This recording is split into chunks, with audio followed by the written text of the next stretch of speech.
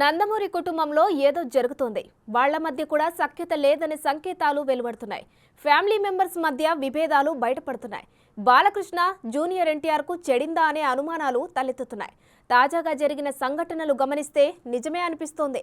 ఇంతకీ ఆ కుటుంబంలో అంతా ఒక్కటిగానే ఉన్నారా, లేక బయటికి అలా కనిపించేలా ఉంటున్నారా? Watch the story. నందమూరి కుటుంబంలో లొకలొకలున్నాయా? బాబాయ్ అబ్బాయికి చెడిందా?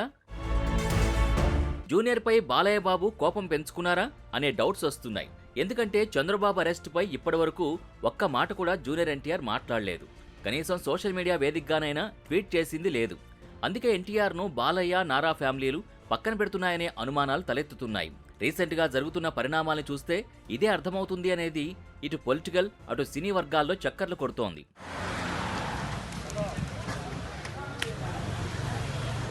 ఇక తాజాగా జరిగిన పరిణామాలు చూస్తే ఆ ప్రచారానికి మరింత బలం చేకూరుతుంది.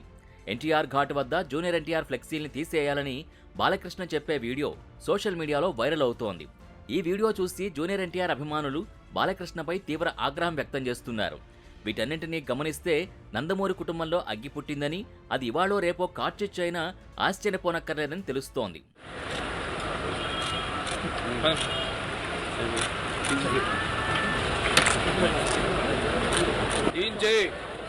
ఎన్టీఆర్ కు మద్దతుగా గుడివాడ ఎమ్మెల్యే కొడాలి నాని రంగంలోకి దిగాడు. ఫ్లెక్సీల్ని తొలగించినంత మాత్రాన జూనియర్కు వచ్చిన నష్టమేమీ లేదన్నారు. 1000 మంది బాలకృష్ణలు, చంద్రబాబులు వచ్చినా తమను ఏమీ చేయలేరని తెలిపారు. లోకేష్ కోసం జూనియర్ ఎన్టీఆర్ని సర్వనాశనం చేసే ప్రయత్నం చేస్తున్నారని మండిపడ్డారు కొడాలి నాని. జూనియర్ ఎన్టీఆర్ ఫ్లెక్సీలు తొలగిస్తే ఎవడదీమన్నా ఆయన ఊడిపోయిన ఇంటికి అని ఊడిందా? వాళ్ళ నీచమైన బుద్ధి. ఎన్టీ రామారావు పేరు చెప్పి భజన చేసుకునేటువంటి కుటుంబ సభ్యులు ఎన్టీ రామారావుని, పెద్ద ఎన్టీఆర్నేమో చంద్రబాబు కోసం దించారు.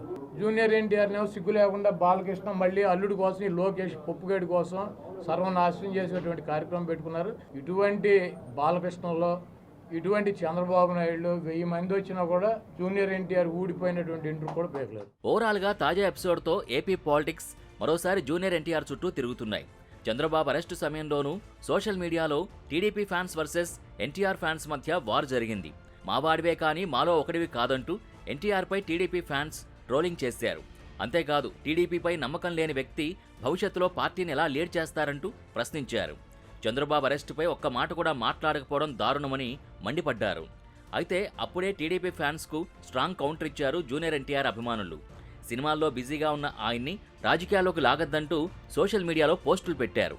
పార్టీ మంచిగా ఉన్నప్పుడు ఎన్టీఆర్ని ఎవరూ పట్టించుకోలేదని, కష్టాలొచ్చినప్పుడు కావాలా అంటూ కౌంటర్ ఇచ్చారు.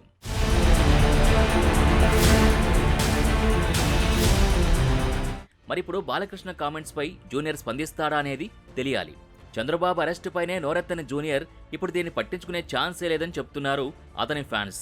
ఈ వివాదం ఎక్కడి వరకు వెడుతుందో, త్వరలో జరిగే ఏపీ ఎన్నికల్లో దీని ఇంపాక్ట్ ఉంటుందా అన్నది వెయిట్ అండ్ సీ.